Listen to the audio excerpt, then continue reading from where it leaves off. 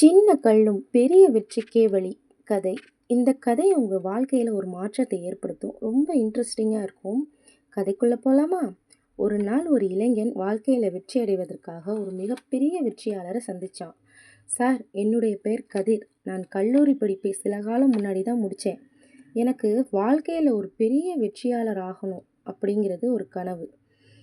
அந்த வெற்றியாளர்கிட்ட அதை பற்றி சொன்னான். அதுக்கு அந்த பெரியவர் சிரிச்சுக்கிட்டே, நாளைக்கு காலையில் 6 மணிக்கு என்கிட்ட வா.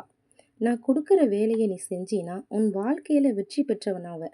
அந்த பெரியவர் அந்த இளைஞர்கிட்ட சொல்லிட்டாரு. அதை கேட்ட அந்த இளைஞன், சரிங்க சார், நான் நாளைக்கு காலையில் உங்களை சந்திக்கிறேன்னு சொல்லிட்டு கிளம்பிட்டான்.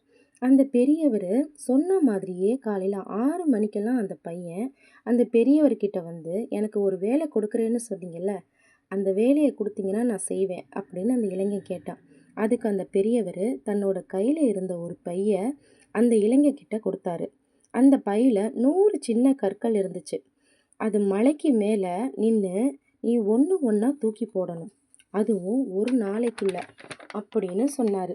அதை கேட்ட அந்த இளைஞன், அவ்வளவுதானா அப்படின்னு சொல்லிட்டு அந்த மலைக்கு மேலே பயணத்தை தொடங்கினான்.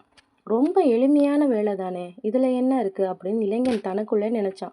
ஆனால் அந்த மலைக்கு உச்சிக்கு போகிறதுக்கே சாயங்காலம் ஆயிடுச்சு.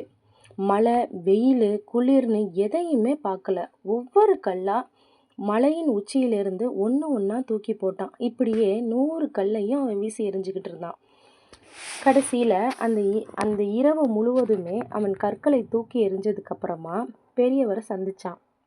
பெரியவர் சொன்னார் அந்த இளைஞனை பார்த்து, இன்னைக்கு நீ வெற்றி பெறலை, ஆனால் வெற்றியாளராக மாற ஆரம்பிச்சிருக்க. நான் சொன்ன வேலையை முடிக்கணும்னு உடனே நான் சொன்னதும் கிளம்பினேன். உன்னோட வேகமும் விவேகமும் உன்னுடைய முதல் படி வெற்றி. அந்த வெற்றி உன்னுடைய வாழ்க்கையோட ஆரம்பமாக இருக்கும். ஒரு சின்ன சின்ன கல் உன்னுடைய சோம்பலையே போக்கிருச்சு. பொறுமையும் நிதானத்தையும் உன் வாழ்க்கையில் கற்றுக் கொடுத்துருக்கு. அந்த மலை உன்னுடைய பயத்தை போக்கிருச்சு. நீ செஞ்ச இந்த செயல் ஒரு நாளில் வெற்றியாளராக யாராலையுமே ஆக முடியாது அப்படிங்கிறத உனக்கு உணர வச்சிருக்கு. இங்கே என்ன போல் வெற்றியாளர் ஆனவங்க அவங்களுடைய வாழ்க்கையில் சின்ன சின்ன போராட்டங்களை கடந்து வந்து தான் முழுமையான வெற்றியாளராக உருவெடுத்திருக்காங்க அப்படிங்கிறத இளைஞனுக்கு பெரியவர் புரிய வச்சார். அந்த இளைஞன் அடுத்த நோக்கத்தை முயற்சியில் ஈடுபடுறதுக்காக பெரியவருடைய பேச்சை கேட்டு நடந்தான். இந்த இளைஞனுடைய கேள்விக்கான பதில்கள் அந்த பெரியவரால் கிடைச்சதை நினச்சி மனநிறைவோடு கிளம்பிட்டான். இந்த மாதிரி கதை உங்கள் வாழ்க்கையில் ஒரு மாற்றத்தை ஏற்படுத்தும். உங்களுடைய சின்ன சின்ன செயல்கள் கூட நாளைக்கு மிகப்பெரிய பக்கபலமாக அமையும்.